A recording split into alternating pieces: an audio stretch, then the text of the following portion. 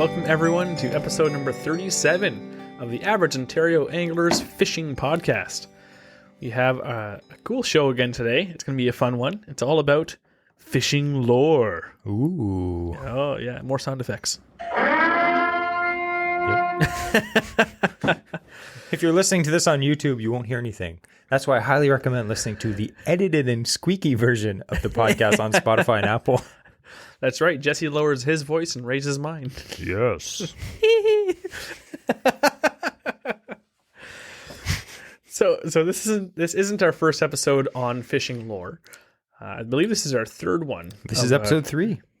Back well, by popular 37, demand. but it's the third one on lore. Yes. So I have a few different stories and creatures and whatnot that we're going to be talking about this episode.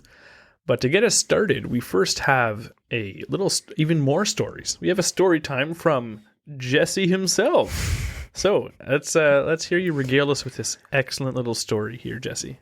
All right. We always say to people, when people ask us that, you guys have been fishing together a lot for a long time. Mm-hmm. That is true. Me and Andrew have been fishing together for over 20 years, which is crazy. Yeah. But I thought I would tell a story. Crazy. Yeah. I thought I would tell you the story of Andrew trying to catch his first chinook salmon at the river mouth. So back in the day, Andrew grew up near Lake Simcoe. Mm-hmm. And for most of the fishing that he did was either shore fishing, you're fishing the sunken piers down at Lake Simcoe from shore, a little bit ice fishing, some trolling for lake trout, pike fishing at the cottage, but that was about it. Yep. He had very little or no experience with fishing for river fish like stream trout. And that is what I grew up doing. So it was kind of like I always dreamed of doing the things Andrew did, like bass fishing, and he dreamed about trout fishing. So it was kind of like whenever we fished with each other, one of us was always like amazed. Yeah. So anyway, I forget how old we were. We were still teenagers at the time, like young teenagers. Yeah. Maybe like 15, 16. Andrew came down from his house and it was fall time, which was perfect because I had regaled stories to Andrew over the years of catching chinook salmon at the river mouth on, J13 Rapalas and little Cleos and stuff for years. And he was always like, oh, I want to catch a salmon. I want to catch a salmon. I'd never caught like a fish bigger than, a few pounds, a couple pounds. Yeah. So I'm like, what's the better way to do that by doing what any person does in the fall is just go down the pier and chuck spoons and catch a huge one, like a 20 pounder. So anyway, we decided to do that. Andrew actually, we had not a sleepover. We were teenagers, but like he came over in the fall and he didn't have any salmon gear. Sorry, I just had to interject here with that to add a story into your story. It's like double flashback. But I remember that time when I was sleeping over, you were like, Jesse was a very good host. And he's like, you can sleep in my bed. I'm going to sleep on the couch downstairs. Yeah. So I was sleeping up there and you had a fish tank in your room. And at that stage in my life, if I was sleeping and there was like noise going on in the room, I would not wake up to any noise. So I woke up to Jesse, like pretty much jumping on my chest, shaking me violently. He's like, do you not hear that? And the alarm is going off right beside my head. And his like dad is a shift worker at GM. And he's like, you're waking the whole family up. Like, why didn't you hear that? And he was downstairs and heard his alarm clock and it's beside my head. And I had like no clue. They say Andrew's clueless and sometimes he is. But anyway, yeah, so we got up early. We went down to the river mouth. Well, Jesse did. Yeah. And it was one of those days when it was like flat calm water and the fish were just jumping out of the water like free willy all the time. And I was like, oh man, this is going to be a good day. This is going to be a good day. And again, like I said, Andrew didn't have any salmon gear at the time. I think he just had like a 6'6" medium spinning rod pretty much. Yep. And a bunch of crankbaits and stuff. I just told him, bring, some crankbaits, some spoons if you got them. We went down to the harbor. And I was chucking some J13s, and I think the first lure that I told Andrew to throw, I'm like, one of my favorite lures to recommend to people for shore casting for salmon is a lipless crankbait. Mm-hmm. Lipless crankbaits are fantastic, and like we like fire tiger, hot orange, colors like that. Andrew had a baby bass color. He's like, oh, I only have this baby bass color, and I was like, okay, whatever, just throw it on. You never know. He's casting out, and I'm like, listen, when you hook a fish, make sure to have your drag a little bit loose. And he's like, why? Because he had never caught a fish at the time that actually would furiously pull line off the reel. Yeah. Like a bass generally might pull a little bit, but a salmon is like hooking a rapidly sinking anchor. There's no stopping it when you hook it, right? So there's fish jumping everywhere. It's early in the morning. He whips out his crankbait, and within a few minutes, this angry king just smashed this rattle trap, or I think it was a rattling rapala. Rattling rap, yep. Just smashed it, and he literally had it on for like 3 seconds. Yeah. his drag was too tight. It was just like, just snapped him off. And he was just like, ah. And I was like, there you go. And he's like, I remember my question to Jesse. I looked over and I'm like, what was that? I was like, that, my friend, was a salmon. Yeah. And he quickly realized at that moment that these strong fish actually fought. So the funny thing is that day, I think it was like maybe an hour and the fish were hitting anything. And Andrew hooked and lost, I think, three fish. 3 fish. He lost his crankbait. He proceeded to lose my next crankbait that I gave him. And one of your J13s. And then lost one of my J13s. So I was out like $20 that day. But yeah, back then their paddles only cost $10. Yeah, I think back then the J13s were like 9 something. $9.99 or $10.99. Yeah. Anyway, I thought that was a funny story because back in the day, me and Andrew, like we always say, we both had different styles of fishing.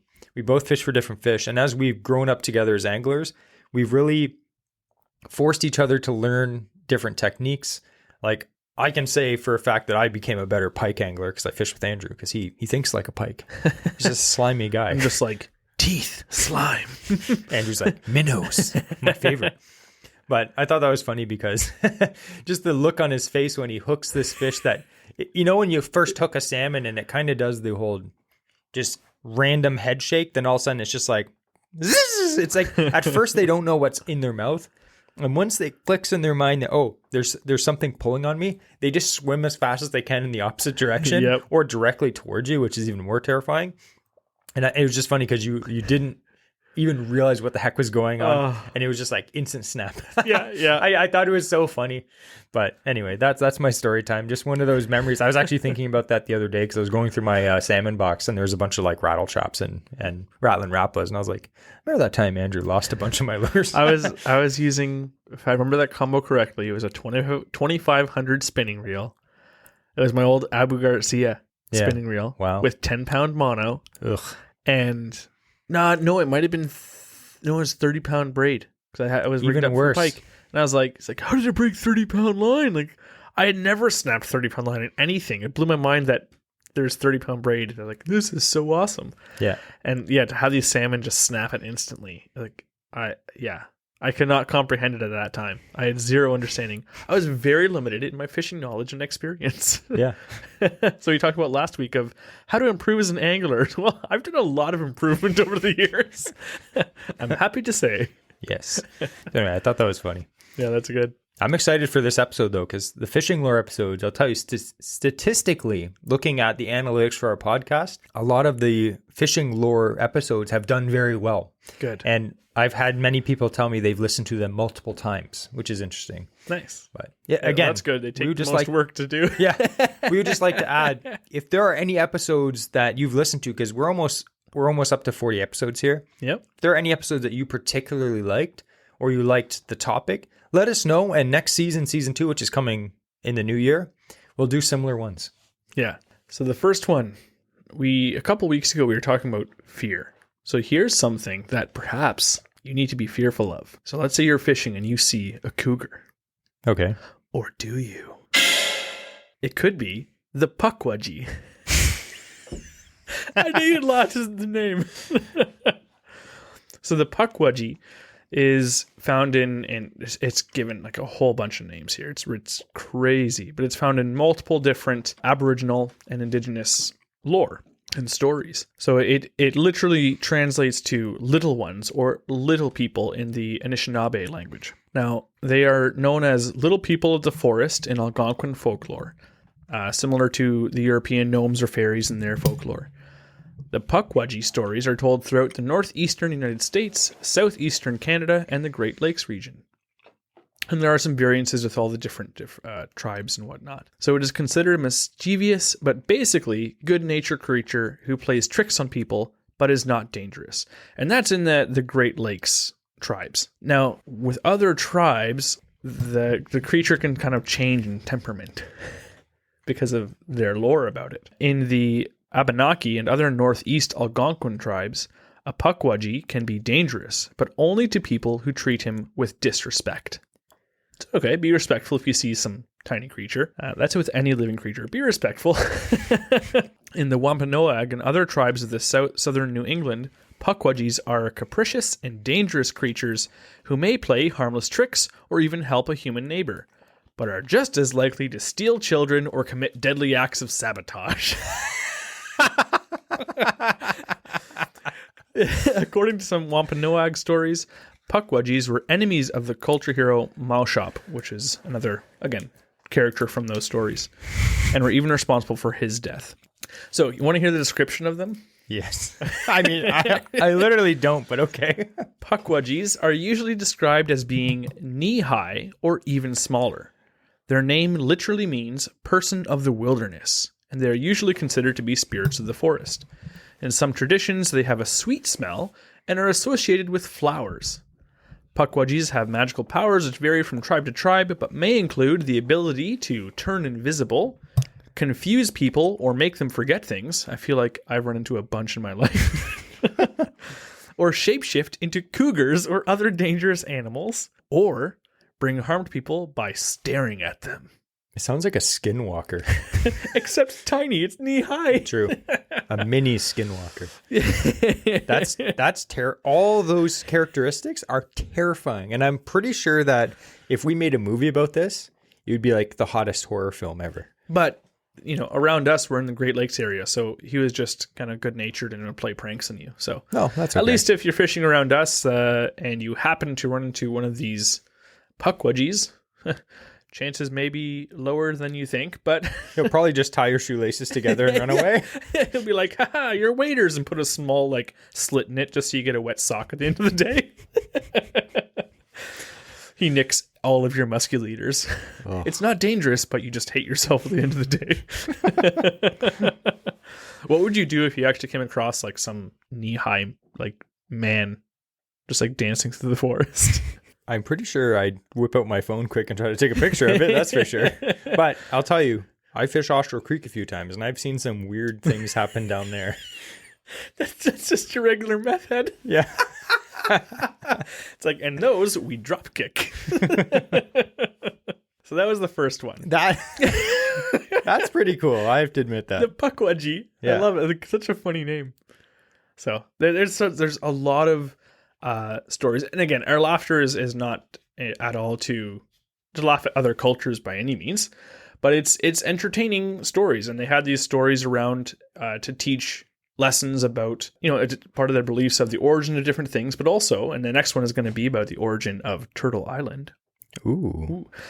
But it's oftentimes within these stories, it's about, you get a lot of morals and whatnot, right? So you think of that, it's treat them with respect if you see them. They're don't start disrespecting these guys. Or else they'll kill you.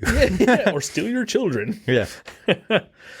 So another one is Turtle Island. Where do you think, or what do you think Turtle Island is? Because it's a real place, and many tribes native to our area believed in the origin of Turtle Island. What do you think it is? What landmass? Is it something in Hudson's Bay? Nope. It's all of North and Central America. Ah. You were way off. That's one big turtle. So it was... I feel like such an idiot. You should. So Turtle Island is the name for the lands now known as North and Central America. It's a name used by some indigenous peoples who believe their land was formed on the back of a turtle. Now, there's regional versions of this story, but... and different animals essentially were the result or the one who managed to help create Turtle Island. In the different folklore with the Aboriginal communities, they would often have the characters just named after other animals. So Coyote is one. If you're reading into the stories, Coyote is one of my favorites just because he was a trickster. You think of someone like Loki, we know from the Marvel movies, he's a trickster god. Mm-hmm. That was essentially... Coyote was similar. He was a trickster. But there's different characters that are often named after animals, or they portrayed animals. So different animals all tried to swim to the bottom of the ocean to bring back dirt to create land, but they all failed. So the whole earth right now is essentially, in the story, is all water. A muskrat was the last animal to attempt the task. The muskrat swam deep and remained underwater for a long time. Eventually, the muskrat surfaced with some wet soil in its paws. Sadly, the swim took the muskrat's life, but Nanabush, who essentially was a creator figure, took the soil and placed it on the back of a turtle. With this act, land began to form, and so became Turtle Island. So I know we talked about before, we had talked about a creature that we nicknamed, or we came up with, of the Opeonga Killer. And it was essentially a large, like, musky head with a turtle body, and it will disguise itself as like an island. Yeah. This is the ultimate version. We always think Opeonga Killer and like a snapping turtle is its baby. Opeonga Killer is the baby of Turtle Island. Yeah. So yeah, sometimes it features a raven or a sky woman that has the origin of land of Turtle Island. But yeah, that's one of the stories. There's actually, a fun little fact, there's over 1,000 different Native American nations, I believe, in the Americas, just North and Central America. Wow. That's a lot. So you can imagine, of all each tribe would have their own versions of these stories. So that's kind of one of them. Okay. Now, you had the story already about salmon. So did you know about a lot of these are Aboriginal. I kind of got on a kick of looking at some of these. So a little bit of cryptids or creatures from lore. The salmon, that's something that we all know. So do you know this story of the Aboriginal, how they came to believe the salmon spawning? Because they relied on it for food every single year, right? It was always looking to the land to give them support, and they would respect the land back. So especially on the coastal First Nations, this is going back to the West Coast is where this legend came from. So the salmon people, like I said, sometimes in the lore, a creature is personified as a person. So salmon are a proud race. They are happy to come ashore each year and give their rich flesh to feed the people, but they must be treated with respect. And that was from Donna Joe. It's a quote. Not sure exactly what that's from, but it kind of gives you a baseline for the premise of this legend. So the legend of the salmon people is told by many First Nations cultures, and these helped shape the traditions and lifestyles that were passed down from one generation to the next. So they believed that a spiritual world interconnected with the physical world, and that the animal people could enter into the human world to give their bodies to supply men with food, fur, and other materials. After their flesh is used, the animals would return home, put on new flesh, and re-enter the human world whenever they chose. So the First Nations revere and work in cooperation with the animal people to ensure their return. So, the story of salmon. This is the Salish First Nations legend version. So Raven, character, traveled by canoe from the Bella Coola River to the salmon people's village in the Pacific Ocean. The chief invited Raven for dinner, but warned him not to eat any of the bones of the salmon. Do you need reminders to do that, Jesse? Not myself. I don't like bones. So Raven was mischievous and hid a bone in his mouth. I'm like, fun. After dinner, when the chief threw the bones into the river, they turned into salmon. But the people knew something was wrong. Raven reluctantly returned the missing bone, and the fish transformed into the chief's daughter. Raven grabbed the girl, brought her aboard his canoe, and returned to the Bentic Arm. There, he made her promise to return each year with salmon and released her. Ever since, sockeye come to the Bella Coola River, and the Salish return their salmon bones to the water. So it's still cultural where they'll eat the salmon, but then put all the bones back in the river. Which is funny because that's tradition, and I don't see anything wrong with putting fish carcass back in the water. But technically, in Ontario, that's illegal to do. They do that apparently to prevent, especially for invasive creatures and whatnot. You could have fertilized eggs, or if you're mixing multiple carcasses, you could be releasing like sperm and eggs that could be fertilized now back into the water. Even if you've killed the fish, it's a dead fish. So that's part of the reason apparently why they don't want to do that. They don't want that done in Canada law or in Ontario law. But I thought it was interesting. That's a cool legend. Imagine, like, you ever seen those videos of the when people, they'll take like a catfish or whatever, and they'll fillet it quick and then put it back in the water, and it's like twitching around. Yeah, barbaric. But imagine like you just finished like filleting up your salmon, and you're like, time to throw the guts back, and it was like, shoom, just swims away like it was a full salmon again. You're like, catch it again. I wish I could do that. Or even better, just like you finish your rack of ribs and just like on your plate, just dip them in the sink, and they're like, shoom, just like back up to like a full rack of ribs. Like, delicious. I would be so fat. What do you mean would be? Oh. So a fun one to talk about next. We already talked about before that we had, as a reference in this episode, the every one of these times that we do a lore, we've actually been able to mention something that we've come up with, Jesse and I. And what we try and do is every year, we've kind of made it a tradition now, is when we go to a new lake or we do our annual trip, we'll come up with a new cryptid. Yeah. A new like mythical creature that we'll joke around in the whole trip. And then we try and carry this on throughout. And tell everyone that we meet. Yep. So and we do have very active imaginations, if you couldn't tell. So we talked about before the Opiunga Killer. We had the legend of the Big Kahuna. Yeah. So tell us this year, Jesse, what was the one that we came up with? Well, some backstory. We fished this lake, which is actually a flooded river up north, and it was full of deadheads, which are basically floating logs of trees that used to be that were flooded. So this, and they're all like barely sticking above the water. They don't float up. They'll float down, but as the water level rises and lowers, they'll always stay like either just below or just above the water surface, which makes them a big danger if you're driving a boat. Yes. So we were fishing this lake, and it is full of deadheads. I've never seen a lake that has so many deadheads in it. It's terrible. Yeah. So we're always joking.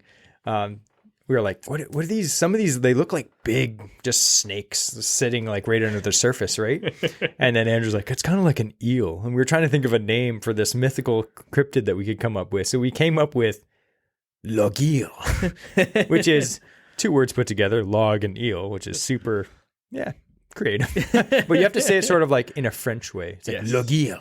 Yes. So log eel is basically a huge 30-foot eel that sits at an angle with its head disguises itself barely under the surface. And as you drive up and you see it's a log and slow down, the thing just comes up and eats you.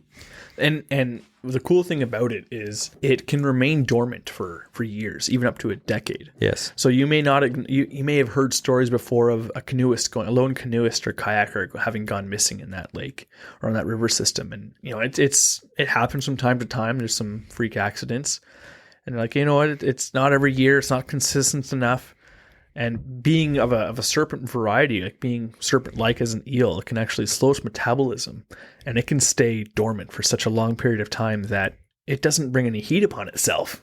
Of like, oh, someone just died there. It's like, they could either, feed on 3 people at once or wait for the next unsuspecting lone canoeist, feast, and then just lie dormant for 10 more years. And digest him slowly over years. Yeah.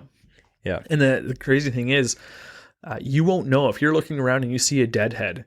You don't know if that could be the log eel or not, because its skin is very much like it doesn't. It's not like Mystique from X-Men where she can like change her thing, like change her look. It's not like that. It looks like a log, and the only time you're going to know that it's a log eel is when all of a sudden that log starts to rise out of the water, and all of a sudden you'll see that one, it looked like a knot of a branch broke off, and it opens, and that's its eye. And it's just a yellow eye staring at you. Oh.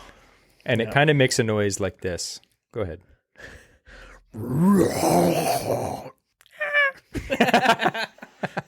That last part was me screaming. So I think that would be terrifying. And throughout the day, or usually at night when you're heading back after fishing late, and you're at the front of the boat. Andrew's driving in the back, and he's like, "You get the flashlight and stand at the front of the boat and yell if you see a log." And I'm just at the front looking in the logs, and all of a sudden it's too late. By the time you know it's log eel, and he's just got your head in his mouth. Yep. Yeah, it's we talked about it. It's kind of like the Sarlacc pit where it slowly digests you over time. Yeah, and if you know what that is, you're a nerd. Congratulations. So that's our most recent. If you yourself have ever seen or heard of the log eel before, let us know, because that's patent pending and trademarked, and we're going to sue the pants off who have not. But we'd like to mention too, if you guys have any lore that you've made up yourself, let us know, and we'd love to read it on the podcast. Yeah, if you have any goofy stories or anything like that, absolutely let us know, and we'll feature it on the next lore episode. Another thing with when you're camping, Jesse, and you look up, like what's your, I know for me, one of the best things I like to do, or one of my favorite parts of camping up north, is at night, on a clear night, you look up and you just see like stars. Yeah. Because like where we live, there's so much light pollution, you barely see any stars. And usually when you think you see one, it's a helicopter. Yeah. And when you're far enough north, you'll look out and you'll see like the band of Milky Way across the sky. Yeah. It's beautiful. It's amazing. And I'm not a huge guy who's like, I don't know a lot of the constellations and whatnot, but the one that I do know that I will use quite often is the Big Dipper, because it helps you find the North Star, Polaris. Yeah. And for being able to navigate, it's I think it's a really good idea to know how to find it. And I'll just quickly describe when you're looking at the Big Dipper. So you have the ladle handle that comes down into the cup. The front edge of the cup, there's 2 stars that make that front edge. So you want to follow that with your fingers. You can put your thumb and your index finger up in the sky, and you're pointing at those 2 stars. You follow that line of the cup that those 2 stars make in 1, 2, 3, 4 spaces further in that same distance. So 4 times the length between those 2 stars in that line. The brightest star right there, that's Polaris. And if you understood what I just explained, good for you, because I don't think Jesse did. I did. So that's Polaris there. It's in line with the front edge of the cup. And it's just something, it's fun to know. I like knowing weird things, but it can be really helpful if in a survival situation, or if you're just, it's gotten dark, you're trying to orientate yourself back in the lake where you're camping and getting back to your campsite. But did you know what the Aboriginal or indigenous story about that constellation? And they don't call it the Big Dipper. It's called the Fisher constellation. I like that better. Now, it's not, when I say Fisher, what do you think of? I'm thinking of the small woodland rodent. It's not small, but it is a, and it's not a rodent. It's like a weasel. It's in the weasel family, and it's very similar. Picture a mink. If you ever seen a mink, make it the size of like a large coyote. They were thought to be extinct for a while, but they are very cool creatures. I actually did see one myself. I love those things. But they were almost trapped to full extinction in the area because their fur is much like mink fur, except they're way bigger than mink. So they're very sought after by trappers. So this is a story of the constellation Fisher, or Ursa Major, the Big Dipper. The Fisher was living somewhere in this world. Nobody knows where. Now, in those times, they had no summer. It was winter. Winter all the time. So Canada. Pretty much. They knew that summer existed somewhere, but it never came to them, although they wanted it very much. I agree. Yep. Now, once upon a time, a man captured some little birds, which are called Nibenis, summer guardian birds. He tied them in bundles and kept them with him all the time. That was the reason why it was continually winter. For so long as he held these birds, they could not bring summer to the North Country. The people pondered very much how to go about freeing these birds from the creature who kept them. At last, somebody discovered where this creature lived, and they decided that someone would go and try to free the summer birds. Now, the freshwater herring lived in the same wigwam with the man who kept the summer birds. The fisher at last decided to go and free the birds so that summer would come. He traveled a long while and reached the wigwam where the captor and the herring lived. When he went in, he found the herring alone. He captured the herring and put some pitch on his mouth. Pitch is like tree sap, hard tree sap. So he put some pitch on his mouth so that he could not cry out. Then Fisher took the bundles of birds and tried to break the bindings so that he could free them. Using his teeth, at last he tore open the bundles and the summer birds flew free into the air. Then the pitch broke from the herring's mouth and he cried out, "Fisher breaks the bundle, the summer birds! Fisher breaks the bundles with his teeth, the summer birds!" 2 or 3 times he cried out until their captor heard him. Then he came up running, but when he arrived, the fisher and summer birds were far away. The fisher ran very fast to save himself. His pursuer had a bow and arrow with which he was going to kill him. But the fisher sprang into the sky and climbed way up with the hunter following him behind, still trying to shoot him with his bow and arrow. All he succeeded in shooting, however, was his tail, which is broken where it was wounded. And that's the bend in the handle of the Great Dipper's constellation. That's where he shot him, apparently. The small star Alcor in the wound. Although they chased him continually, they never got him. Now, I'll give you a guess. What constellation do you think that hunter is? He's that one with the 3 stars together. Orion. Yeah. Orion's belt. Yeah. And he has... You can see the 3... Oftentimes you'll only see the 3 stars, and you might see his shoulders, his thighs essentially below him, and then in front of him, And when you're further north, you'll see this. Down here, you'll pretty much only see the shoulders and his belt and maybe his thighs. But up north, you'll actually see he's drawing a bow and arrow, technically in the shape of the constellation. And so that's the hunter that shot the fisher. That's interesting. Yeah. So I like they that had better stories than... about the constellation as to like how like that's the fisher constellation. So how did that get up in the sky? Oh, it's this story. I like how we're just like, it's a ladle. Everyone use the word ladle. What do you do with ladles? So you dip them in gravy. Well, there's a little one and a big one. Call the Little Dipper and the Big Dipper. I don't know why it's like an American guy who's discovered this. It's probably like Galileo. He's like, oh, look at the big dip. Super Mario. I put it on my pizza with the sauce. We just got canceled in 17 countries. That's interesting. As I said before, the last time we talked about the legends of the loon, I do prefer the Aboriginal legends. Yeah.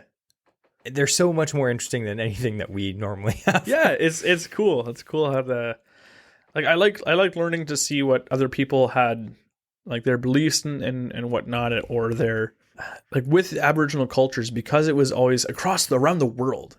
They always have this lore, their way of explaining why things are, because they didn't have science. They didn't have stuff to explain by means of the scientific process, like we all grew up learning. Yeah. So to them, that the most logical thing that they could explain is these stories. That's how these things are around. So I find it interesting to see and fascinating to see what different parts of the world believed happened in their stories that they made up to explain these natural phenomena. Yeah, for sure. So another one is actually I gotta give shout out to one of our followers. So he actually messaged us on Instagram as a little aside. So this is, I don't know if I can say his name. Did you ask if we could say his name?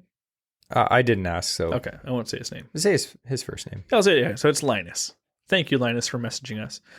So he said, "Hi, I listened to your latest AOA Q&A and heard you talk about your listeners' demographic, and just wanted to come clean and admit that I might be the crazy Swedish person that have listened to all your episodes multiple times. Keep up the great work, guys." So we love messages like this is awesome. Thank you so much for writing to us, Linus. And when Jesse sent me this, it inspired me to write about, I didn't write about it. I did research on some other people's, what they wrote about something in Sweden. Still aquatic, trying to keep like stuff you would perhaps come across while fishing, Okay. Stuff like that.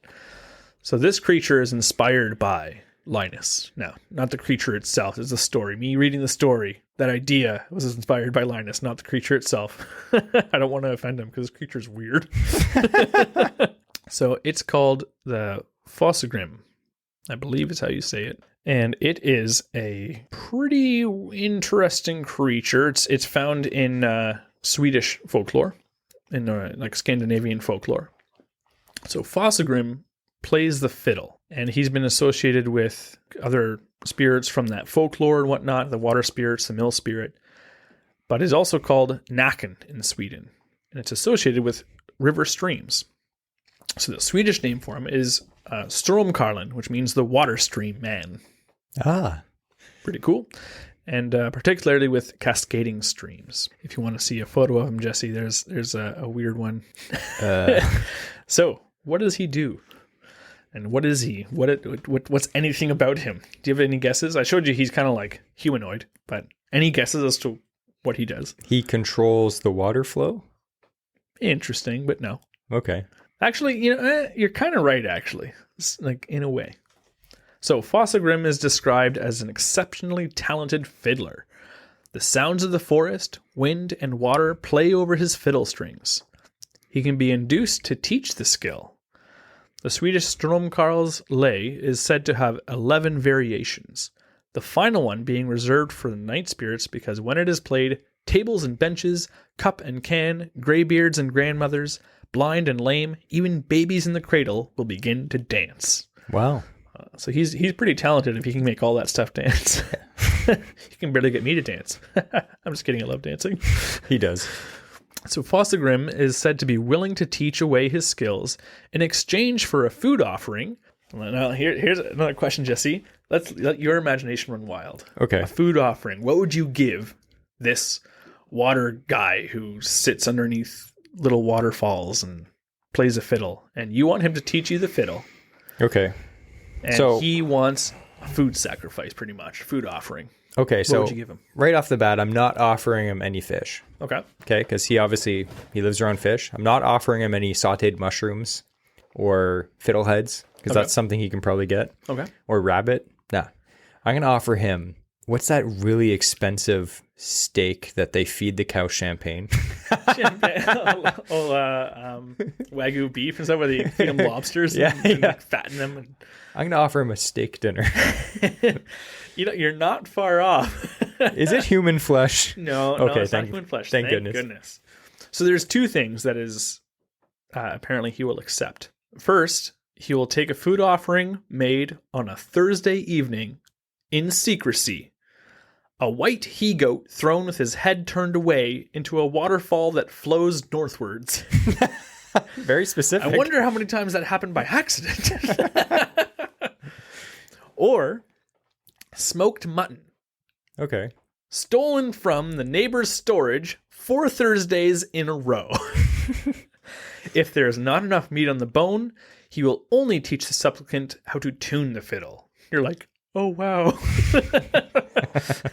I can do that with an app on my phone. If the offering is satisfactory, he will take the people's right hand and draw the fingers along the strings until they all bleed. Imagine you're like, oh, I'm going to pay for some guitar lessons. And all of a sudden, name a guitarist that you'd want to learn from. Joe Satriani. Okay, Joe Satriani.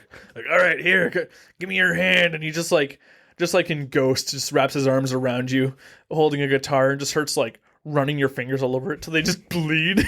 And he's like, this is how you learn. Thanks, Joe. So he runs your fingers along the strings until they all bleed. After which, you will be able to play so well that the trees shall dance and torrents in their fall stand still. So like you say, being able to control the water. There were actually some different famous fiddlers who were rumored to have learned from the Fossegrim. But that's back in the 1800s and whatnot. But again, that was just rumored that they were able to do so. Kind of like how, in later years, like, oh, well, he sold his soul to the devil, and that's why you could shred a guitar. Yeah. So that story, that idea has been happening since the early 1800s of, he met this weird water spirit and made his fingers bleed. Remind me not to visit play. Sweden. So the description of the guy is weird. He's very humanoid. He's kind of like half goat in the face. And then he's sometimes depicted with webbed chicken feet or something weird. It's bizarre. But yeah, he's a fiddler. So yeah, that's that one. Thank you very much, Linus. Yeah. And I hope you look nothing like him. So that's all the lore that I had prepared there, Jesse.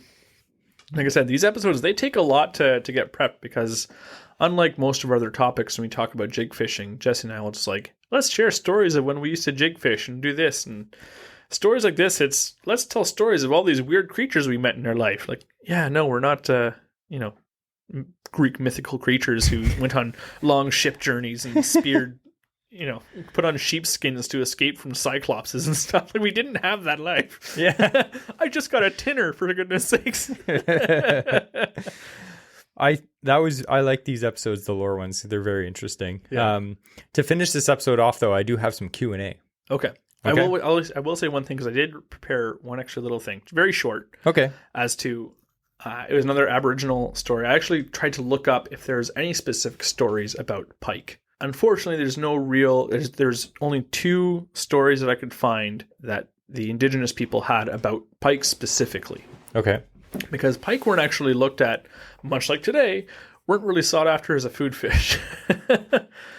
But the legend of the pike is that it was essentially a huge monster that could eat people. And so the one story was... Big kahuna, basically. Pretty much, right? Yeah. So we weren't far off. Yeah.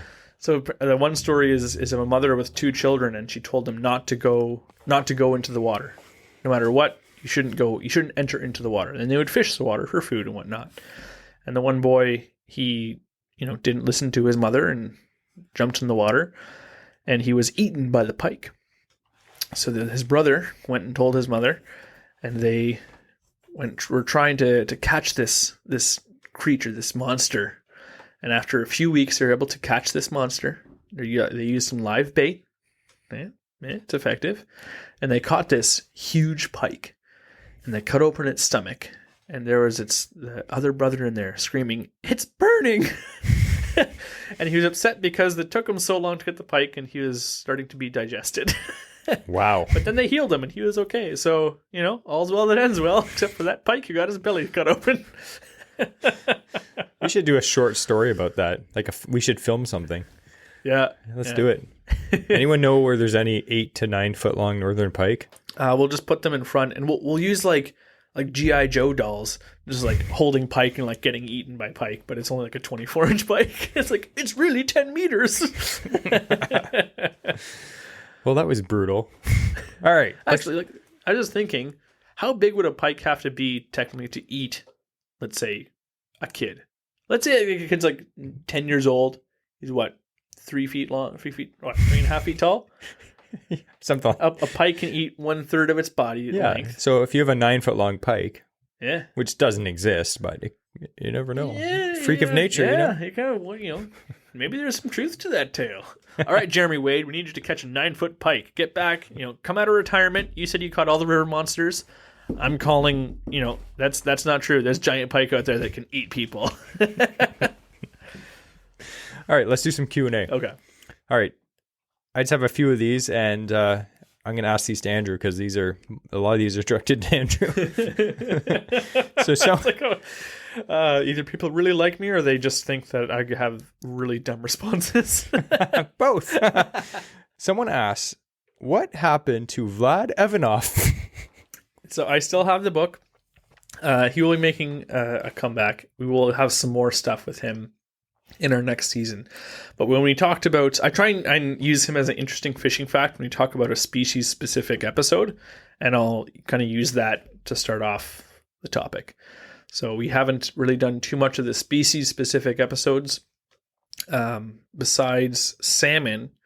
And I don't remember if I talked about him with the salmon episode, but I do know in that book he didn't talk about chinook. It was all about Atlantic salmon. So next time we do a species specific episode, and there are more species in the book we haven't touched, I will have more from him. Thanks for asking. I'm glad you like it. Yeah. Here's another question. How do you pass time while you're waiting for a bite? I pretend that I'm getting bites. Yeah.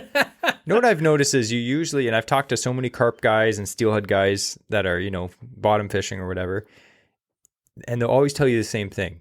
When do the fish bite? When you're taking a pee. Yep. When you take a pee, as soon as you unzip your fly, that fish is biting right then. If Jesse's waiting for a bite, he just stands up every 30 seconds and unzips. I'm like, what are you doing? He's like, triggering a bite. But realistically, when, say we're carp fishing or sometimes we'll, bottom bounce for browns or whatever, me and Andrew, if we're fishing together, generally, we're just talking. I mean, it's nice to be able to fish with a fishing buddy so you can, shoot the breeze, so to say. Time flies by so fast. I know me and Andrew have had a lot of long nights where we just talk, and sometimes we'll be like, how are you doing, man? How are you holding up? Works hard, this, that. We're just talking, and you end up fishing way longer than you want. Yep. We love to fish as long as possible. Sometimes you get into a good conversation and the fishing sucks, no bites, but we're still talking, and it's 11:30 p.m. and like, oh crap, we should go home. So recommendation 1 is get a fishing buddy. Yep. Even my wife likes to go fishing with me because we'll just sit, I'll bait up some rod pods, bait out the water, chum, set them up, put the buzzers on so we don't have to pay attention, and then we'll just sit there and talk. During the summer or warmer months, I should say, springtime, even into the fall, there's so much activity that when you actually sit down and are quiet. There are times when Jess and I were fishing, or if we're on our own or whatever, and you're waiting for, let's say we're carp fishing. and you're waiting for a bite, you'll still see other activity. You know, you have like squirrels running around. You have like mice that like run through the grasses, and there's stuff to watch. You know, it gets dark. You're getting to see the sun or the stars in the sky. You get, maybe there's a storm off in the distance. You're watching the lightning strikes. There's always something that I don't mind the quiet moments that you just kind of unwind. Yeah, for sure. So there's always that. Unless you're ice fishing, then it's like, oh my goodness, when did the fish come? I have another question. It was a cold and hostile wasteland. This question, what's your favorite musky lure? It might not even be like your best lure, but what's your favorite lure to fish? It's the one I just retired. Yeah. It's every time I put on that pikey chub, every single time I sat and like, Jesse, just look at this wobble. It's like, I've seen it 100 times. I'm like, I know, just look at it again. Like, I loved that bait. And just the whole build up, for 2 years fishing it before I actually caught a muskie on it. And if you're not familiar with what a pikey chub, what is it? It's a creek chub brand, Creek chub. which I'm trying to collect like the whole series. I really like that brand a lot. Collect them all. Yeah. And gotta catch on them all. So it's the pikey chub was a very common jointed bait. They have it as jointed or non-jointed, but it has a steel like step down lip similar to what you have on the Super Shad Rap style. Yep. And but I had a musky one, or I have a musky one, and it's like the Magnum size, so it's like 8 inches long or 7 inches long. Yeah, it's got such a wild, erratic wobble. Like you look at like a J13, and essentially I find on a J13, like the front has a bit of a wobble, but the tail has all the action. On the pikey chub, or the pikey chub, like creek chub minnow, like the whole head would like swing around. Like it was, I don't know, it just has a different wobble than any other jointed bait I've used. I love it. It's great. And I'd have to say for me, some of the lures that I really enjoy using, I love using like dive and rise Suics. Yeah, I could fish one of those all day. Not necessarily the best lure to use all day, but I love using Suics. I like, it's a very visual thing because you can see the thing dive and rise up. I really did the best with tubes this year. I was actually just talking to a guy who ordered a bunch of tubes, and I was like, dude, they catch. Yeah. And I've been hearing that. You watch YouTube videos and you're like, guys are slamming fish on tubes. I was there for your second tube fish. That was right at the boat side strike. That was awesome. Actually, so funny story if you don't follow us on Instagram. So we've been using Water Wolf Gator tubes, and they're not even big ones. They're 9-inch. Yeah. So they're a big tube if you're comparing it to a bass tube, but these tubes get big. Like I think Red October has what they call the Big Sexy, and it's like a 12-inch tube. And I know Water Wolf has like a prototype 15-inch tube coming out. But I was fishing with Bobby Belmonte. He's a fishing guide. And he had this big, it was like a 13-inch tube. And he was like, yeah, no problem. Just chuck it out. Like fish will smash it, right? I was just using the 9-inch. I felt like I was using a finesse bait. But what I did is I caught a 41-inch that day. And then what I did is I modified it because I saw a guy on YouTube. He had on the back treble hook a blade. So you can buy them. I know Water Wolf Lure sells the blades. I think they're called like tail gunners or something like that. You can buy a blade and put it on the back. And I was like, I was going fishing the next day and I couldn't order one. So I was just like, you know what? I like tinkering and making stuff. So I made one myself. I ripped apart an old spinner bait. I took the blade off. I put on a nice ball bearing swivel and some fluorocarbon to loop it on. And I put epoxy on it, some shrink tube over it. And I did it. And I was like, this is going to kill. Cause like a tube, there's so many ways to fish it. But one of the ways that I was doing is like, I would kind of like yo-yo it back to the boat. Like I'd pull it up, the thing would float up. And then as it kind of spiraled down erratically, the tail and the blade on the back would just kind of spin on the way down. And then really when you pull it up, the blade would spin up. And I think it just that little bit of vibration and attraction. And it was funny because like I tied that on. And I was like, to Andrew, like, dude, look at this. This looks sick. This looks sick. And you're like, oh, that looks so good. And we were fishing this one spot with our buddy Paul. And it was like, what, 12 foot, some nice green weeds. Yep. And I was just like, probably not even an hour into the day fishing. And I was just pulling the tube up and I was looking at the tail and all of a sudden this muskie came from under the boat and just crushed it. I looked over at his bait coming in because he hadn't been fishing it for long. So I was like looking to see how he was fishing the tube and stuff. And the blade was like bright orange. Yep. It's kind of eye catching. Yeah. So I was looking right at his bait when I saw the full strike start to finish. Yeah. Was awesome. It was great. And I'm not saying maybe that blade on the back is just, just a little bit of extra attraction, but that really solidified to me that tubes just work really good. So I definitely recommend if you're into muskie fishing, try a tube or any big rubber. Really, it's great.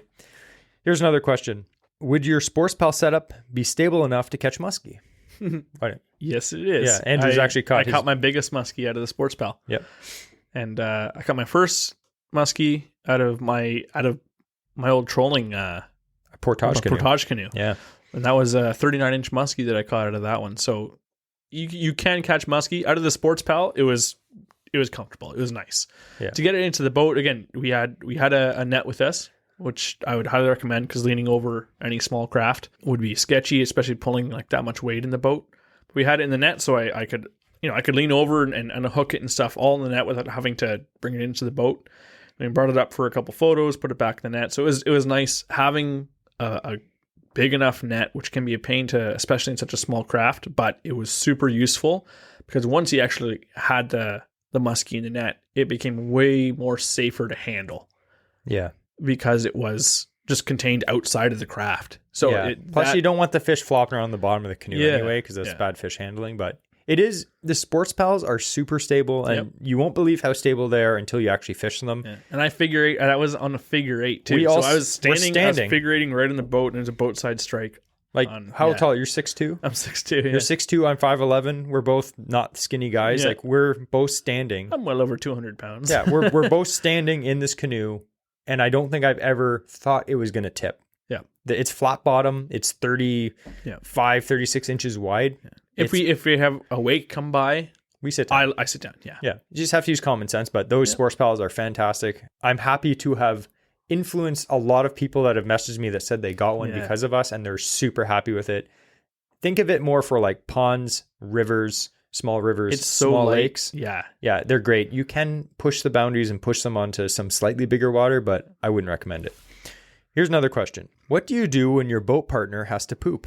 That's a good question.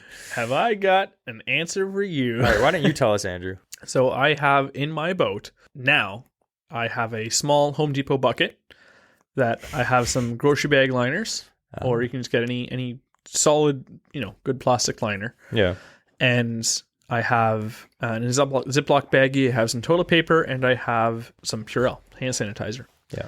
So that is my emergency porta potty, and I'll pull the lid off, line the bucket. I have my toilet paper out to the side and stuff, and I can use it, and I can tie up the bag so it doesn't stink. If we're in the middle of the lake, I haven't had to do it yet. But if we're in the middle of the lake, I'm like, hey, Jesse, just don't look back. I have to deal with this. You don't have to tell me. I'm not going to be looking. But otherwise, I always, even when camping and stuff, we always bring, obviously, toilet paper and hand sanitizer and whatnot. And I always just keep it in a small ammo box when you go camping. Yep. And so when we're fishing and doing that, we fish. We're in the boat all day, and you're in a canoe all day, even. Yeah, and you're eating chili all day. Yeah.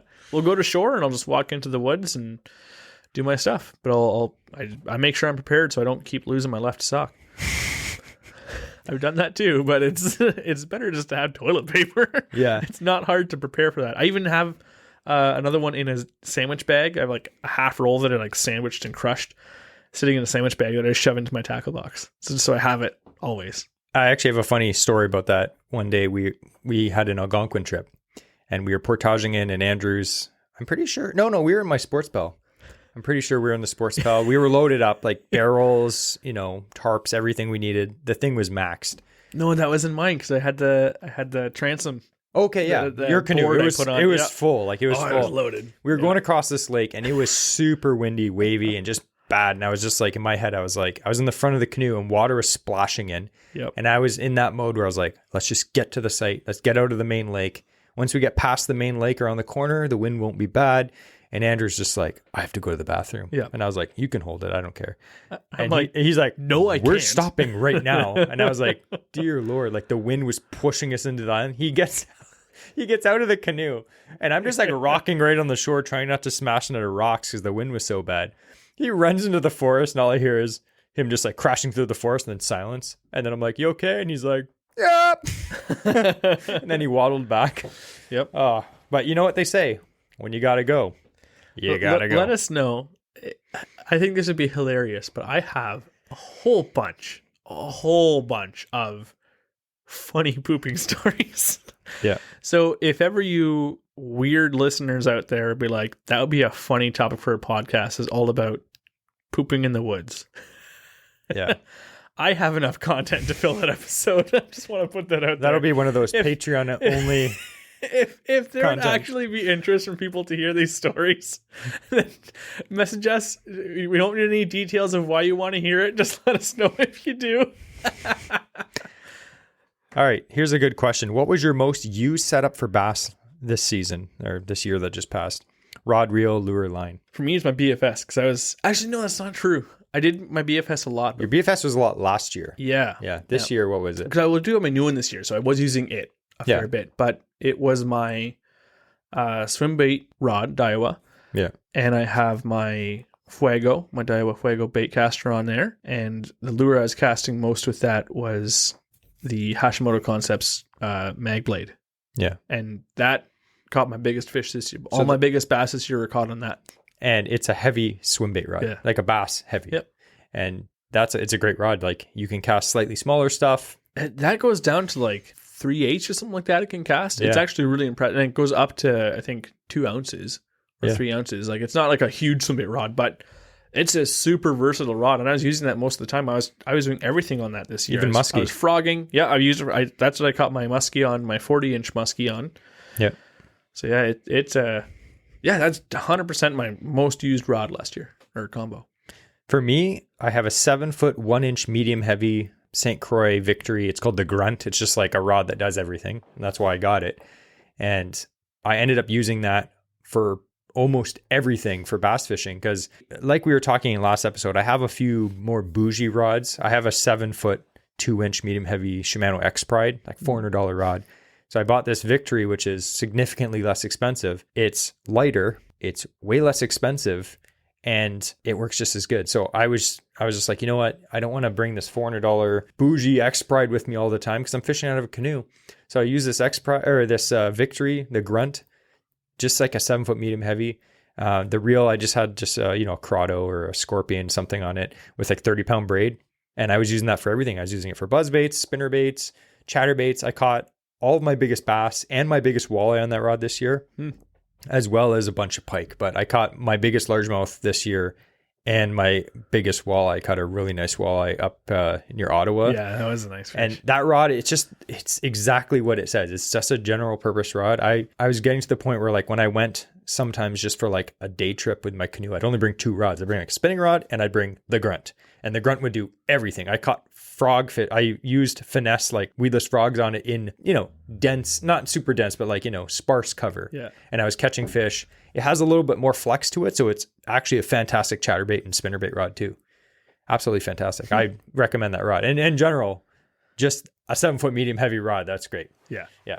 If you ever want to have your question answered on our Q&A, definitely follow us on Instagram at Average Ontario Anglers. And we always put up polls every so often and you can add your own and we save them and we do them at the next Q&A. So definitely do that. And I'd also like to take this moment to thank our Patreon members, which help us. I was about to do that. Okay, go ahead. Excellent.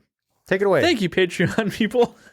Yeah. So we got a few more Patreon subscribers. So we want to thank all of the new ones, all of the existing ones from before as well. You guys are what helps this podcast continue to be made on a weekly basis. Yeah, and I'm going to name some of the newer members. Awesome. We appreciate all the members. These are just the ones that have joined us in the last about a week, and we really appreciate it. We have our buddy Jeff. We have Jeremy. Mike and Adam are some of our newest Patreon members. That's my brother, actually, Jeremy in the middle. Finally got Jeremy just to actually give us $2 a month so he can, he's like, I listen to all your podcasts. I'm like, pay us money. Just kidding. And all the money that we get from you guys, again, it goes just to covering expenses so that we're not, supporting the show completely out of our own pocket. So we do appreciate all those. And we appreciate some of the members that have been with us since the beginning. So we do appreciate that. And next year we are going to be having Patreon only content. So it'll be a bit more value for our Patreon members who are already helping us out and a bit of more incentive for anyone else who's kind of humming and hawing. You'll be able to get more content than you would if you weren't subscribed to our Patreon. So for next season, we're going to have some more stuff, especially for those people. All right. So thank you, everyone. Feel free to don't feel free. Please give us a review on Spotify, Apple, iTunes, whatever your streaming service you're on. Give us a follow, give us a review, a like, whatever it is. Before we end the episode, we have, as usual, the quote of the week. And we're going to hand that back to Jesse. And the quote of the week is, if you see a floating log, take a jog. I thought you were going to be like, get out of the pool. No, that's for your poop episode coming up.